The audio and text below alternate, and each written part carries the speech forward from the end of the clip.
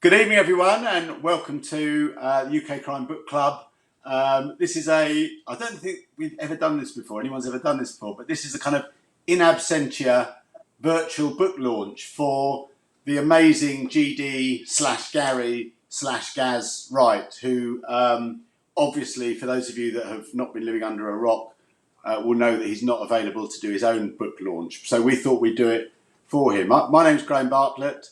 I am a very good friend of Gary, whether he likes it or not. Well, he might deny that, but he can't because he's not on the can't actually speak tonight. So he's a good friend of mine. I'm a crime writer, police and crime advisor to other crime writers, and I'm hosting today. And I'm going to let the others introduce themselves. So Sarah, would you like to go next? Hi, I'm Sarah Harris, and I'm an author as well. And I got to know Gaz when we were at Harrogate last year. It's the first time we met, and it's amazing anybody can remember anything from Harrogate. But a lot of friendships, a lot of friendships are made, and it was a brilliant time. And just really happy to be here to support Gaz on his launch night. Brilliant, thanks, Sarah. Mike, welcome. I think Mike's got the most ridiculous hat out of all of us, but it is kind of on brand for Mike. So, Mike. Thanks for that, Graham. I'm Mike Craven. I'm also a crime writer. I have never met GD Wright. In fact, just before we came on, I had to ask what the G stood for. So I'm not going to be able to contribute much in the way of personal stories, but I can when it comes to the actual book, because I read the very early copy of it. I was very lucky to read a very, very early copy, and I loved it, and I blurbed it. I was very happy to. Good, thanks, Mike. And just before we move on, Mike, just congratulations on being shortlisted for the Dixon Book of the Year to go alongside your shortlisting for one of the daggers. I can't remember which one, but Steel, yeah. And the Cattle Time Fingerprint Award, but we'll. Yeah. You get the treble. You're going to be like Man City or whatever. Not that they got this. No, congratulations and well deserved. Excellent book. And last but definitely not least, John Sutherland. Is that when you say Mike's like Man City? Is that under investigation for corruption? Yeah. Probably. Going to go downhill after peaking with the last season. I don't have any real fans. You've got Noel Gallagher though, so. My name's my name's John. I'm a much better friend of Gaz than Graham is. Like both Graham and Gaz, I'm a former police officer who now writes stories, and I'm delighted to be here. Oh, and the technology is doing a wonderful thing that no one's ever been able to do. It's actually silencing John from time to time.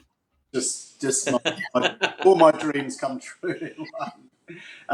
So I've just spotted Sarah getting into the book launch vibe by sipping at her. Is it beer? Must be beer. So I thought, we're at a book launch. We need to have a beer. Yeah.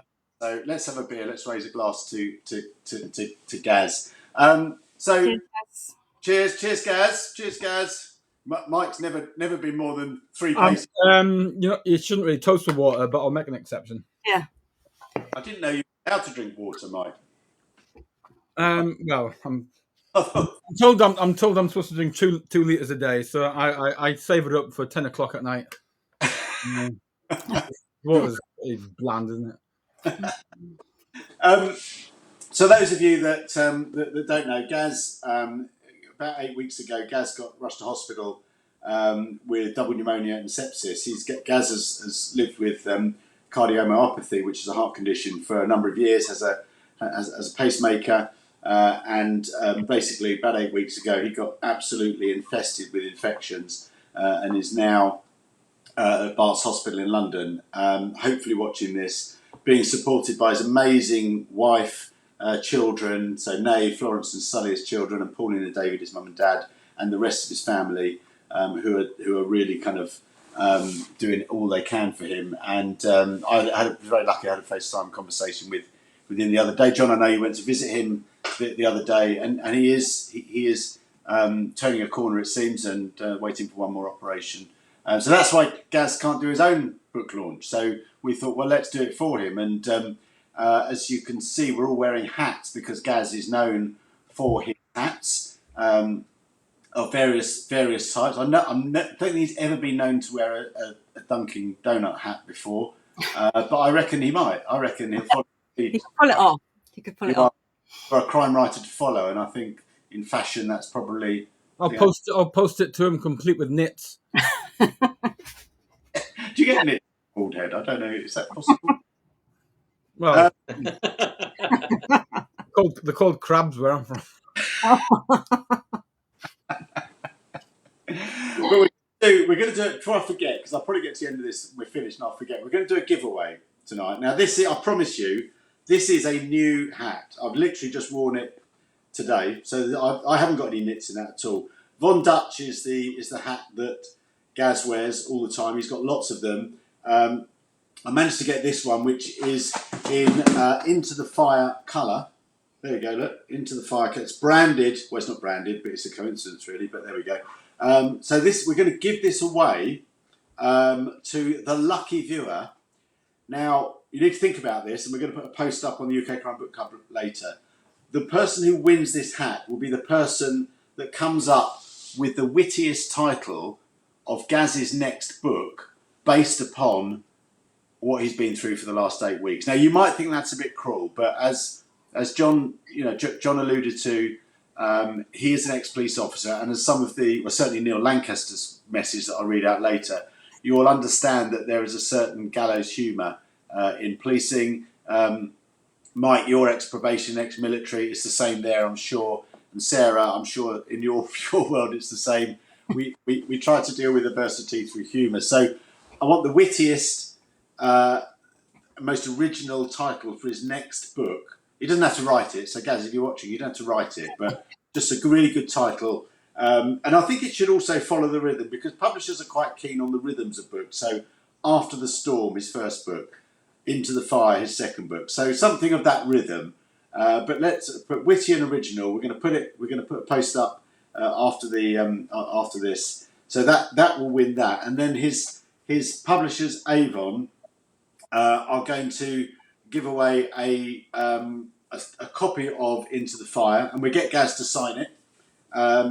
So I'm not sure how we do that, but we'll get it to Gaz and we get him to sign it. And that will be with the person that comes up with the best one-line pitch for Into the Fire. Now, obviously, there are pitches that Gaz has come up with and his publishers have come up with, but we reckon that you can do better than that. So the best one-line pitch. It'll be about a week, and then we'll get Gaz to choose the winner. So there'll be 2 separate competitions. This hat, so you can look like Gaz, or the book, so you can read how brilliant he is and keep a signed copy of it. So about the book then, Into the Fire. When I read Into the Fire, I'm just going to read you what the blurb is on the inside cover, because it is quite gripping. Steve lives in a quiet life with his wife, Sarah. Not this Sarah, different Sarah. Their young children in the sleepy seaside town of Beechbrook. But everything changes the night he rescues a baby from a house fire, becoming an instant national hero. Under the burning spotlight of fame, Steve faces unforeseen public scrutiny, and when he's suspected of an unresolved historic crime, his whole life starts to unravel. As DS Sue Wilmot pursues the investigation with full force, Steve faces a terrifying truth. The past isn't done with him yet, and when everything he loves is at risk, he'll be forced to make an impossible choice. After all, even heroes have secrets of their own. So it is an absolutely astonishing read. It really is, and it's one of those reads that I certainly wish I could write as well as Gaz. But Mike, you said that you read an early copy of it. What were your thoughts on it? What did you? Well, I've just had a look on Amazon to see what my blurb was, and hopefully it just says remarkable. And I'm sure I wrote more than that. I remember I don't read a lot of UK stuff, if I'm being honest. I tend to read American fiction, particularly crime fiction. But when Gaz, I'm going to call him, he's my new best mate. I think he reached out direct and sent me a lovely message saying, "Would you read it?" And I get a few of these, and I usually say yes, particularly if the book sounds interesting, which this one did. But I rarely get around to reading them, and sometimes I do, and I think that this is shite. But with this one, I didn't. I picked it up and I started reading it, and I kept on reading it, which was lovely, because every now and then, I mean, that's why I tend to say yes more often than I say no, because every now and then you do get a nugget which you think, I'm so glad I read that, and this was one of those books, and it kind of it took me in directions I wasn't really expecting it to. I thought it was going to pan out a bit differently, and I'm trying to say it without being a bit too spoilery, but you know the start. He walks into a burning building, brings out, and then you kind of it's alluded that something's happened, that he's done something in the past, and then I kind of thought, well, it'll probably go one way, but it didn't. It went in an entirely different direction, and it got quite dark. Which is wonderful, but it was also a really interesting cast of characters. So it was a little bit Broadchurchy, but probably a lot better than Broadchurch, if I'm being honest. So I enjoyed it right up to the last page, and I really didn't know what was going to happen. And the ending surprised me. It actually really surprised me, to be honest. So I took away, really, it was a book I thought would be okay, and I raced through it, and I kept hold of it for a long time, actually, because I was giving it to people to read as well, saying that have a go at this, you'll enjoy this. I'll probably cost Gary a few sales because they won't buy it. My little tight asses. Yeah, I'll show up next one who actually knows them. Say nice things. I'd absolutely agree with that. I remember I got to the last page and I actually phoned him up, because I do know him. I phoned him up and just said, I was going to swear then, but I was going to say, Jesus, Gaz, how did you pull that one? How did you hide that? And then he's kind of, yeah, did you not spot this? No, of course I didn't spot it. I used to be a detective. Of course I didn't spot it. How do you expect me to spot anything? It was having the guts to write that story as well. I think it's quite a brave story.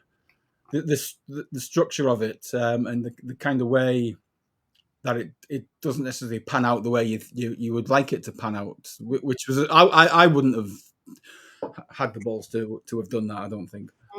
It's hard without spoiling, isn't it? I know we like dodging it, but Sarah, what do you think? And you I thought just from that, it's just how brilliantly it was plotted, really, that those kind of seeds were kind of planted throughout, but I didn't really again, I didn't really notice it until the end, when it's like that real sucker punch twist, and then you go back to see, it was very clever how he'd kind of feed it in throughout. And I just love the idea of books that there's something just very dark that's happened in the past, and then it's just the ramifications, they just kind of echo on to the present day, and eventually it comes out, and how it affects not just the character, his family, and the whole community, how it's just those ripple effects, which I thought he did really, really well. Yeah, it's really kind of tense, and it was kind of a compulsive read, keep turning the page. But I like the going back to the characters as well. I really like it when it's multiple characters narrating, and I thought they were done really well, that each of them had their own separate character arc, and you felt that they were very different, each telling the story from like their own unique angle. Yeah. And so you have the crime, but also I felt at the heart of it was just very emotional, because really it's about a father's love. So it's the main character, Steve, his love for his children, which kind of fuels everything that he's doing, but also the other character in the book, Kevin, and his love and his grief for his daughter, and how that has propelled his life going forward until there's this massive kind of collision almost between these two characters. So that burning heart of it, I thought it was kind of it was emotional, about a father's love for his children and what they'll do for their children. Yeah, but in a really kind of thrillery way, isn't it? In a thriller, and a really pacey, and so it had everything, really. It had all the ingredients, which I think it'll be. I think it should be really successful. I think everybody should. If you haven't bought it yet, you need to go out and buy a copy for your friends and family. Yes, absolutely. Yeah. John, what did you think? I think you probably like the rest of us. You read an early proof of it. What did you think? Any good? Oh, he's gone quiet. Can you hear me now? Yeah, No, can you hear me? yeah. Keep talking. Your mouth and your voice aren't. I think I'm struggling with. Okay. I'm like a badly dubbed film, but I'll keep going. And yeah, trying to avoid repetition, because I'd agree with everything that everyone has said. I mean, he's first and foremost, he's a brilliant writer. He's a brilliant storyteller, and he does all the things that you'd want someone to do in crime fiction in terms of plot and drama and twists and some particularly unexpected ones. And like the rest of you, I didn't see it coming. But I guess what I know is that he writes people brilliantly. He has an extraordinary empathy for people and for the human condition, and so both of his books actually, they they've got a sort of massive beating heart, that is all about people and human nature and family and relationships. And I think in my bit of blurb, I described it as an emotional gut punch of a. I think I'd stand by that. You should definitely all buy it. Yeah, Definitely. I'm just gonna read a little bit from it, because that's what you have to do in book launch. Well, some book launches you do. I don't like doing them on my own. So I read my own stuff. I don't mind reading other people's stuff. So this is from Steve's point of view. Steve's our main character. He had smelt it first. He could have heard it. He could hear it too. It was only a gentle crackling noise, but having spent so long living on the edge of his wits, his senses were so incredibly attuned to any sign of danger.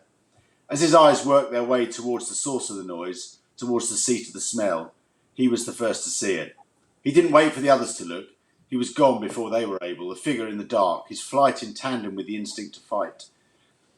It started as the dullest glow of orange, with only gentle wisps of smoke floating on the crisp night air. But as he reached the mid-terraced house on the other side of the road, flames were already beginning to lick the side of the property. Their ferocity increased by the second, the intensity magnified when set against the stillness of the night. "Christ's sake!" Steve shouted. It took seconds to spread, and in the merest of moments it was crackling no more. Instead, roars of fire set the world around Steve alight. The raging heat. It forced him back against the road itself, where he bashed the back of his thigh against the bonnet of a car. His proximity to the flames dictated by the searing, burning air around him. Even there he could feel the hairs on his chin singeing as in the face of what he was staring down. He raised his hand to cover his nose and eyes, an instinctive act perhaps, but one that allowed him to fully digest the messages that were being sent to his brain. Mid-terrace, front door, a window to the left of it, presumably for the living room, flames pouring from that exact window with thick, choking smoke billowing upwards. Upstairs, two separate windows, each distinct from the other, two separate bedrooms.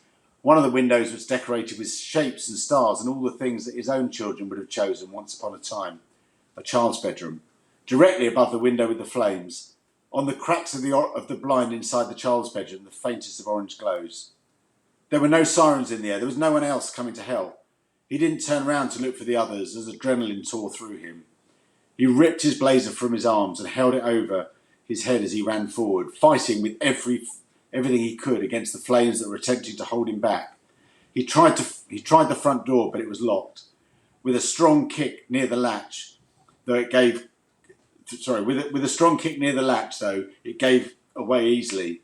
The hinges in UPVC were no match for a man possessed by a need to get in, driven by the will to get up to that bedroom, into the fire. It's astonishing. I mean, that is just, and obviously, as we've said in the blurb, what then emerges is he becomes a hero, a reluctant hero, and his whole life starts to unravel. This secret that he's been holding for years. I mean, it's just brilliant. I mean, I've reached out to a few people to kind of just say some things about Gary, and I'm gonna go to the most important people first, which is his family, which is Nay, Florence, and Sully. Florence was 8 the other day. Those of you that saw that lovely video of his children going to meet him at the hospital for the first time in weeks to celebrate Florence's 8th birthday. Happy birthday, Florence. And it's actually Gaz's birthday soon, I think, as well. Yeah, So, I'd say it's coming up, isn't it? A couple of days, isn't it? but Nave, Florence and Sully say a countless amount of congratulations to you, my amazing hubby, on the launch of your second book. Words are not enough to describe how proud of you we all are for getting through the worst 6 weeks of your life and coming out the other side. You're such a fighter. We all miss you so much and can't wait for you to get home where you belong for cuddles and celebrations. And in Florence's own words, Daddy, you're an amazing man. Love you, Moses. Hurry home. Nave, Florence and Sully. So that's from your family, Gary. And when they sent me that, it's like tears to the eyes. It was so lovely.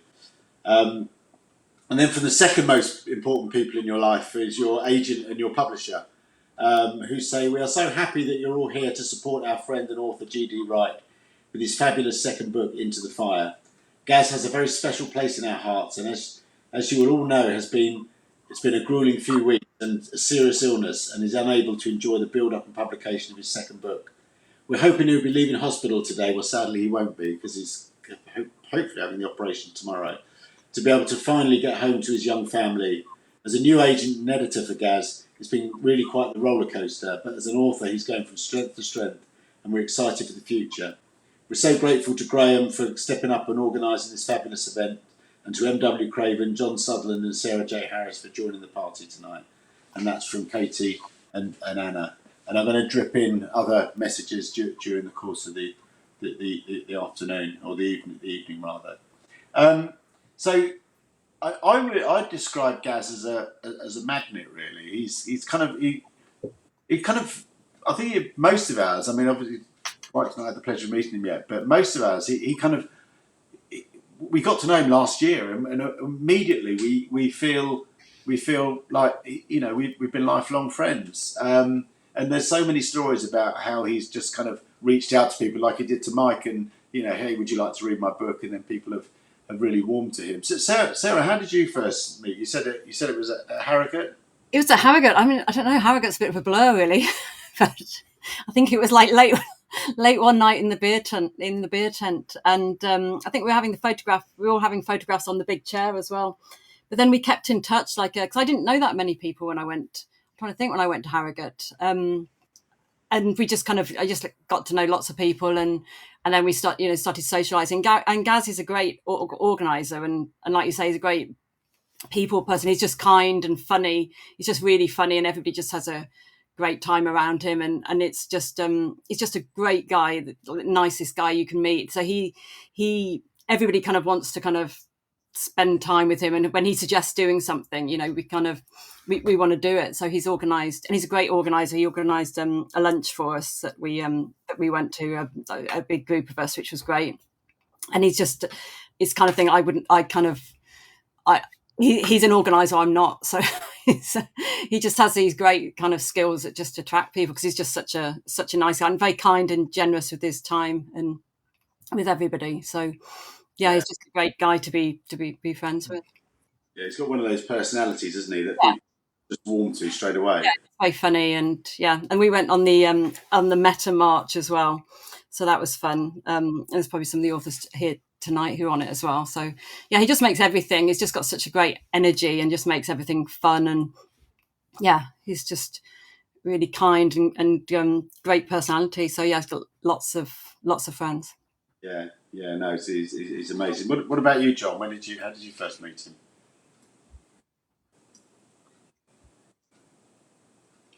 John's. Much like Mike's experience, actually, he dropped me a line.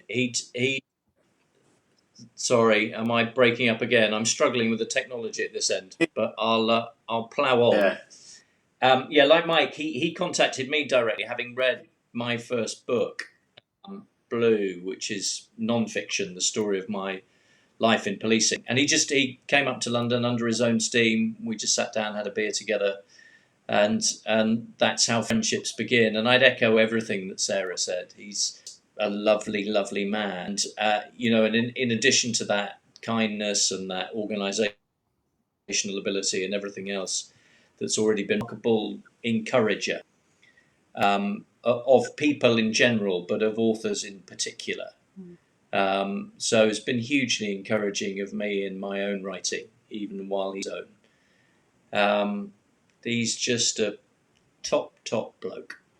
Yeah, no, absolutely. And I should say, if you want to, in the comments section on the if you're watching this on the Facebook group, do put messages and comments to Gary on there, because he will see them and we'll make sure that he gets them anyway. And all the comments that I'm going to read out, I'm going to send to you as well, Gaz. So yeah, I mean, my experience was Harrogate related, like Sarah's. So the day I travelled to Harrogate, I think people remember last year there was a big worldwide IT outage and all the trains got cancelled sort of one morning, and we were all. I remember being stuck on King's Cross Station and just thinking, what am I going to get? And everyone was in the same boat. And then this beaming face came up to me. He goes, "Is it Graham?" And and he went, "Oh, Gaz, right." And it was like, and we talked like so many people, we talked across social media.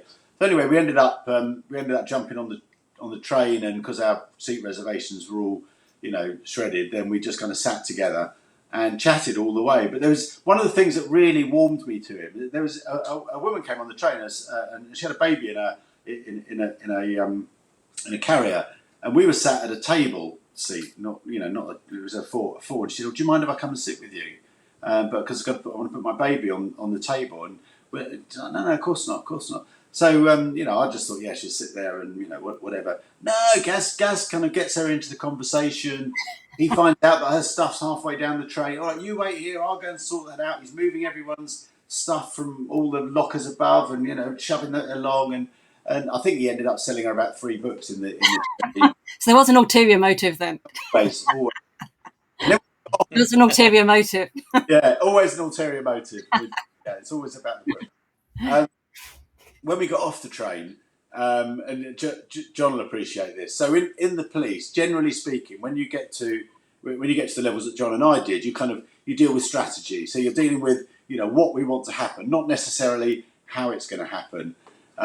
So we got off the train, and I was going, I couldn't remember the name of the hotel. So I need to find this hotel. So I got on Google Maps, and then so I knew I needed to get to that hotel, and started walking in the wrong direction straight away. Out the train, should have turned left, turn right.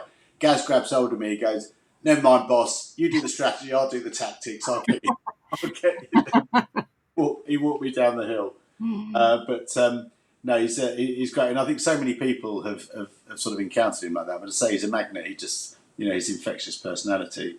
I was going to chuck in a couple of the messages. Otherwise, if I leave them to the end, we'll run out of time. Amanda Lees says, "Happy pub day. I'm sure it'll fly off the shelves." And then Stu Cummins. I don't know if people know Stu Cummins. He's a fabulous reviewer and blogger. He's an amazing, lovely person as well. Gaz, you're a total legend, mate, and Into the Fire is absolutely phenomenal. I can't stop thinking about it and that agonising ending. I don't know how you do it, but you know exactly how to sucker punch me right in the feels. I've not heard that expression before, in the field. I'm not sure what that means. Sending you so much love for your continued recovery and wishing you the very best for publication day. Once you're fully recovered, we'll finally grab that pint. So that's from Stu. So as we know about Gaz, you probably picked up. He used to be in the police. He had to retire from the police after 10 years. People typically do about 30 years, certainly in our area. So he had to retire. He collapsed on a golf course, I think it was, and he was diagnosed with cardiomyopathy, which is, for people that don't know, it's like the condition that some footballers have had that gets quite. Christian Eriksen, I think, had it, and they collapse, and the heart stops, and it's just really so. Gaz could no longer serve in the police. So after a promising career, where he'd originally started as a forensic clerk and then worked in Dover and Margate and around that area, he had to leave the police and to really pulled the rug from under him. So he set up a little a coffee shop on I think on Ramsgate Harbour. And was just kind of would have people come and go all the time, and being Gaz was very infectious, and he started to imagine stories and tell stories, and that's really how he got into writing. He's now a full-time writer and obviously a full-time dad, and so many people get into writing through adversity. And Mike, I know you've spoken publicly at all, about how you how you got into writing and your health issues that kind of pushed you down that route. Are you happy to share those again, or? Yeah. I mean, I've spoken about many times. I was diagnosed with a really weird form of cancer in 2003. So weird, in fact, that I couldn't be treated in my home county because my haematologist didn't have the backup staff, so I had to go over to Newcastle to the RVI, where I was an inpatient for 6 months. So Gary, you've got a bit to go, I think, to catch my record of being bored shitless. So yeah, and I was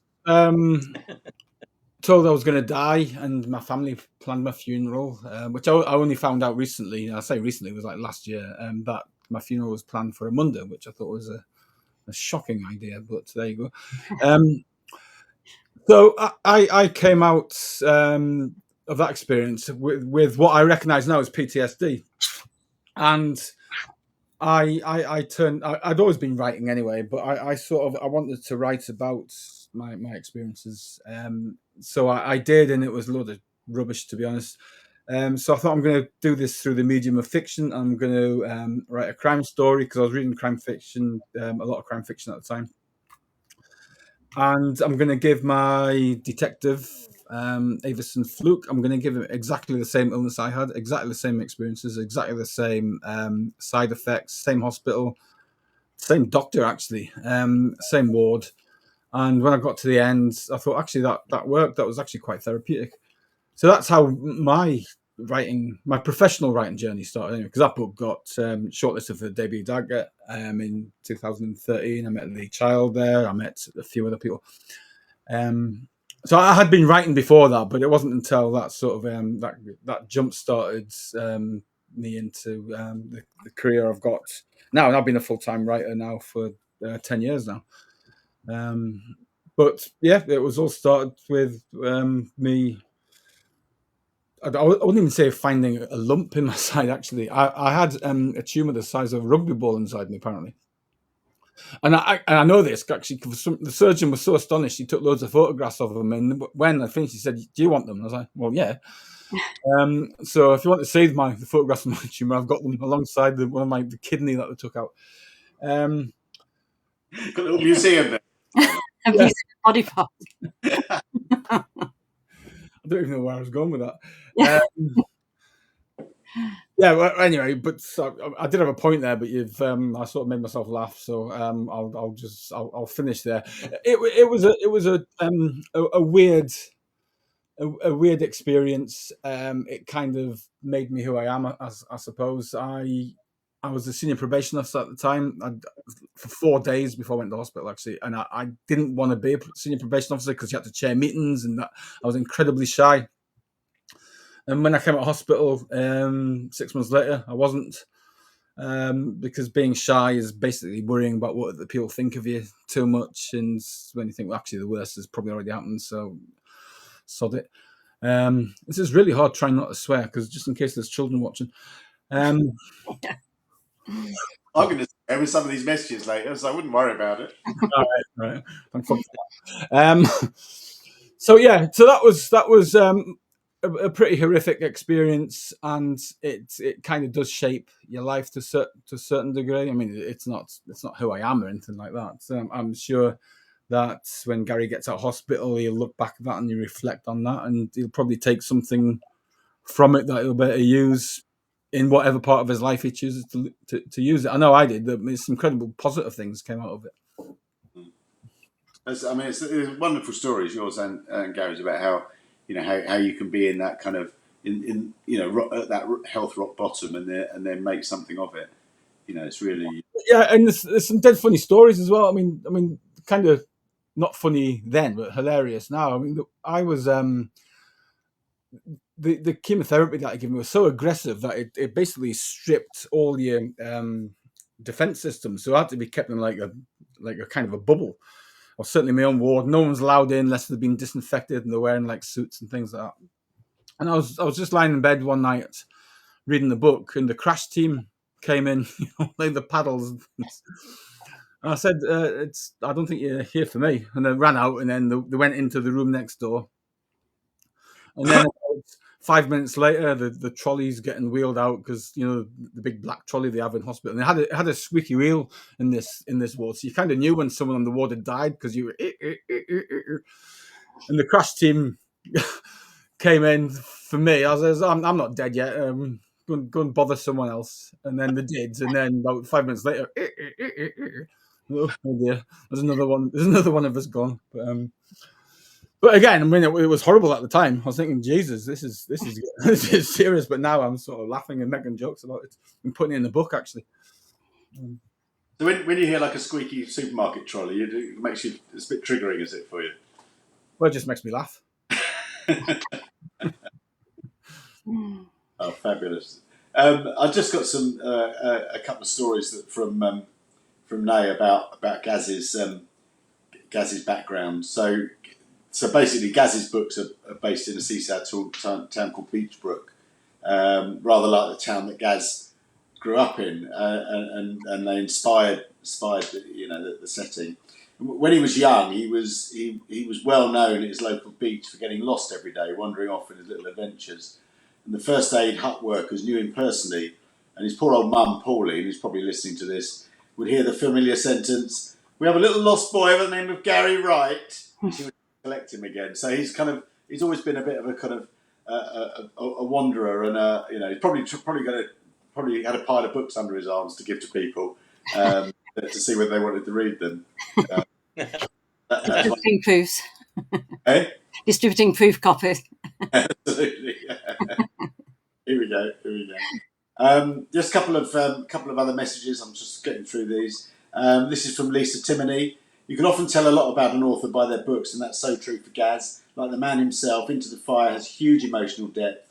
It's engaging, sensitive, and clever. And to be fair, Gaz's life has been full of life or death drama recently too. But I'd rather that stayed on the page in future. So take note, please, Gaz. Brilliant man, brilliant friend, brilliant book. And that's from Lisa Timoney. And from Jackie Cabler. My first encounter with Gaz was when he messaged me out of the blue on Instagram and said, "Hi, I'm Gaz. Would you like to read my books?" Definitely no timidity there. I met him shortly afterwards at the HarperCollins summer party, and we hit it off straight away. He's one of the kindest, nicest men in the business and a ridiculously talented writer. I loved his first book so much, and Into the Fire is no less brilliant. It deserves to fly. Send you all the love and luck in the world, Gaz, and one day soon we're all going to we're going to make that long talked about pub crawl a reality. Loads of love, Jackie. So there's some stuff from friends there. So I mean, it's really, I can, if Gary is watching this, and I hope you are, Gary. Hopefully you're getting suitably embarrassed by this, but the number of the reason I'm kind of keep looking over because I've just got loads of messages to read out from people that are just sending you their love because you're not only a great writer, you're absolutely down to earth. You can spark with anybody as soon as you meet them. You've got that beaming smile, the positivity which just oozes, and you take the mickey out of people too. So I mean, John and I met Gaz for lunch up in London. Again, organised by Gaz as it would be. We wouldn't organise it ourselves, would we, John? We had people to do that kind of thing, don't we? We went to. It was Gaz's idea that he would drop. I think he dropped a pin to say where he was going to be, and I didn't have a clue what that was all about. I just give me a building in central London and I'll be there, but don't drop me a pin. And then we went to Wagamama's. Now I've never been to Wagamama's before, and it was rather like the time when I first went to Nando's with my daughter, and I completely embarrassed her. She nearly walked out because I didn't know how it worked in Nando's. It was the same in Wagamama's, and I was going to complain when I think John, because he's more important than anybody else, got his meal first. And I kind of had to wait. That's how it works here. That's how it works. So it was a cultural experience that Gaz introduced me to. But John, you got any funny Gaz stories? Lisa Timoney and I had the great joy of actually going to visit him in hospital on Monday, Actually, he was quite keen to show us, I think Lisa was a little bit more squeamish than me, but quite keen to show us his various lumps and scars.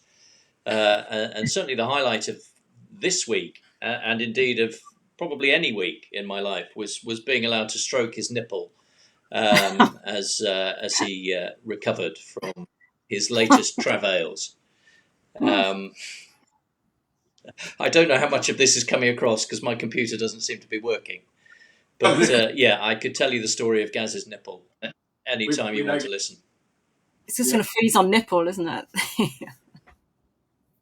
He's, well, I knew about froze on his nipple. Let's be honest. Did you stroke anyone else's nipples in the hospital, or was it just Gaz? No, that would have been inappropriate. This I was invited to do, and the interaction was wholly consensual. That sounds with the emphasis on the sensual. Isn't the defence for every sex offender who was up in front of the Exactly, yeah. You managed a few like that, haven't you, in your day, Mike? Yeah, I've heard all that crack before. Yeah, only God can judge me. Yeah, I've heard that one as well. Sarah, got any? I'm not going to ask you if you've got any nipple stories. Yeah, it isn't a nipple story, but I have, like, John's having the technological problems tonight, but I'm like notorious for having technological problems, and we had this lunch that Gaz organised, and he very generously like paid the whole bill, and then we had to work out our split, which is always kind of notoriously difficult for authors since we're all kind of crap at maths. So that takes some time to sort out everybody's split. And he's like, it's fine. Just I'm leaving, and you all sort it out, and you can pay what you think, and then I'm sure it'll all be fine. So we kind of like spent quite a long time trying to work out what everybody had and what the share was, and then I blame it personally on the Barclays app that it was down that weekend. But I'd got my share, and I just kept trying to pay Gaz, and I didn't think it had gone through, so I just kept paying him. And so I kept paying him the same amount over and over. Then I was like, looked at my account, I thought, why do I keep paying him? So I messaged him and said, look, I'm really sorry. It's like 9 o'clock on a Sunday morning. He's out with his children, saying, I'm really sorry, but I just keep paying you for lunch. And his bank, and then he tried to pay one of them back, but his bank, it set off all these like red flags at his bank because it looked like we were doing something really dodgy. And they messaged him saying that can you confirm that you do know this person, SJ, who keeps sending you money? Because the transaction looks dodgy. And Gaz is like, I think they think we're doing some kind of drug deal. And it's like, I said, yeah, I just keep looking out the window like the moped driver hasn't arrived yet. And I'm kind of still waiting for my Colombian snow, but so eventually they released the funds. I have to say, Gaz is great author, great guy, but terrible drug dealer. So still waiting. So in that sense, you've got a certain look about a drug dealer about you. I say try somebody else. He's just not reliable. Yeah. I just want to read a couple more. These are fairly lengthy ones, but I think they're worth reading out. This is from Jo Callahan. Jo, I'm sure we all know Jo Callahan. She won the Thinkers Award last year. If it wasn't for the fact that I had a library event this evening, I'd love to have been with you all to celebrate Into the Fire tonight, because it's a brilliant book by a brilliant author. I first met Gary last year at Harrogate, and he was so friendly, excited about his debut, that I really wanted to read it. But I was timed out, and so to be honest, I only read Into the Fire because I felt guilty for not reading his first book. Isn't that shocking? Isn't that shocking that she didn't read it? But then I was so glad I did, because I loved it. I gave a quote at the time and said, such humane and compelling writing, I couldn't put it down. Move over, crime giants. There's a new giant in town. And if this doesn't become a TV series, I'll eat my own Netflix subscription. The thing I love most about Into the Fire was the compassionate and moving way Gary writes about families and love. Sarah's point. You can tell that these are things that matter most to him, and which is why it's particularly shit that he's feeling so ill. And such bad timing. But readers have a way of finding the stories that are right for them, and I'm confident that Into the Fire will burn a path into their hearts. Best of luck to you and your family, Gary, and I'll look forward to seeing you very soon and being able to laugh at all the attention-seeking behaviour. So, yeah, I think she's absolutely nailed you there. Gary. And this one is from Neil Lancaster. Now, it's a bit of context to this one. Neil Lancaster is an ex-Metropolitan Police officer. Metropolitan Police officers have a completely inflated opinion of themselves and a completely misguided, Quite rightly so. a misguided opinion of those of us that work in real forces elsewhere. So this is, I said I was going to be swearing, so this is Carrot crunchers. I've never met Gaz, but we've chatted online loads. Of course, as a proper hard case ex-Met police detective, I had my doubts. I mean, he's ex-Kent Constabulary, whereas I, as a real detective, worked amongst the grime. I grafted in London amongst crime and criminals, not brushing up on the Badgers Act, rounding up cows, scraping cow shit off the roads and drinking tea and eating cakes in cute tea rooms. However, I read Gaz's book, Into the Fire, and holy shit, it was good. And that's really annoying, as I wanted to be able to use it as evidence that county mounties can't string a sentence together unless it's about tractors, cow breeds, and who is the best on a telehandler. I don't know what a telehandler is. But the bastard can write. It pains me to say that, but it's likely to be one of the best books I'll read this year. And that's annoying because I've read my book, which is also out today. Congratulations, Neil. And I thought it was pretty good. And Into the Fire will cannibalise my sales, which is unfortunate. In reality, I'm over the moon for you, Gaz. You deserve all the accolades despite being a carrot cruncher. And that is the arrogance of the Met for you. John, I think your sound's gone. You won't be able to reply to that. So It's only arrogance if it's not true. There's an answer to that. Donna Morfitt, we all know Donna, don't we? Donna Morfitt. Gaz, hope you feel better soon. As I want a signed copy of her latest book to add to my collection. So all about you again, Donna. There must be less dramatic ways to get a sales boost. In the meantime, you've got an army behind you. Take care. And that's from Donna. Actually, you said in our kind of chats beforehand, John, didn't you, that he was just a really idle way of getting us to do all the work for him. That he was shirking. Go ahead. You're not in class. You just shout. It's I've two things. Yeah, again, the technology. So I'll answer your point in a moment, but I do just need to. I've just had a message through from Nay, Gaz's wife. It's come through on the sidebar on my screen saying, "Can you leave my We can't hear you. Let me see. Enable my husband's nipple say that again. alone? Can you please leave my husband's nipples alone, please?" Oh, I see. I see. Yeah, no, so you got that. Frank conclusions coming away from the visit on Monday. Yeah, it saves you a job, doesn't it? So, you know. You didn't actually have permission to stroke them. No. No, this is, I nearly said something there which would have been completely inappropriate, more so than usual. Tina Baker, crime writer, used to be on GMTV or whatever. I always thought Gaz looked well dodgy. But if he's a friend of yours, mine, I think, he must be okay. Well, I don't know that necessarily goes together. And I wish him and his books all the best. That's from Tina Baker. Okay, so how are we doing? We've got about 10 minutes to go. Where are we? God, there's so much.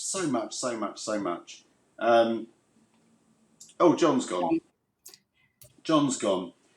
So another little story about Gaz this is from Nay. So Millrythe was his family's favourite holiday destinations back in the day. They'd go there every year, and every year as a young lad, he'd pull a chair over to the fruit machines and help all the adults win.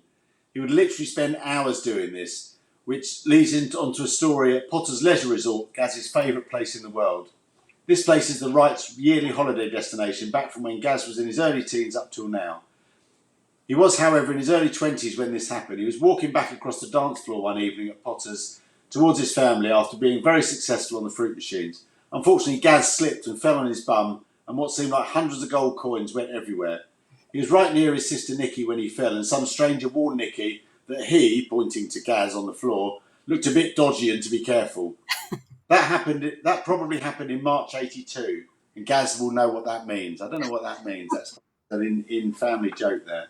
And then we learned that he did very well in his A-levels despite never going to school and working in Asda in the record section instead of studying. So, even more reason to dislike him, that he can get all qualifications without doing any work. Okay, where are we on time? God's sakes, this is rushing through, isn't it?